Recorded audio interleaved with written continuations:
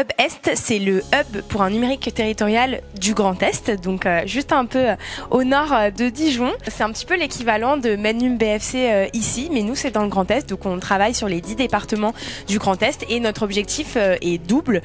C'est d'une part d'accompagner à fédérer les réseaux de l'inclusion numérique, de créer du partage d'expériences, de l'interconnaissance entre l'écosystème de l'inclusion numérique et d'autre part d'accompagner la création et la mise en place de stratégies d'inclusion numérique pour lutter contre la fracture numérique en Grand Est, puisqu'aujourd'hui en Grand Est, on a 800 000 personnes qui sont en situation d'exclusion numérique. Les outils dont on dispose pour pouvoir aider les médiateurs numériques, entre autres les collectivités, mais aussi toutes les personnes qui de près ou de loin font de l'inclusion numérique en accompagnant les publics ou bien en dématérialisant.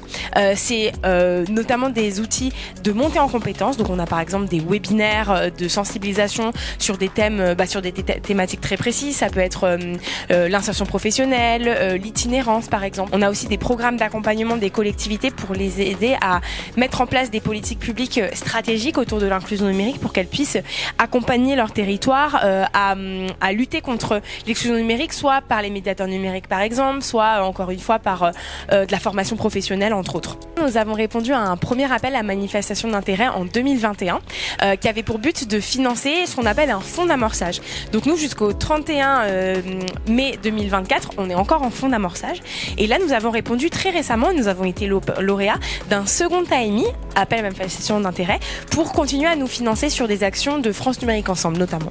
Top 3 des priorités, c'est stabiliser notre modèle économique, je pense, puisque c'est de là que découlera un petit peu toutes les autres priorités.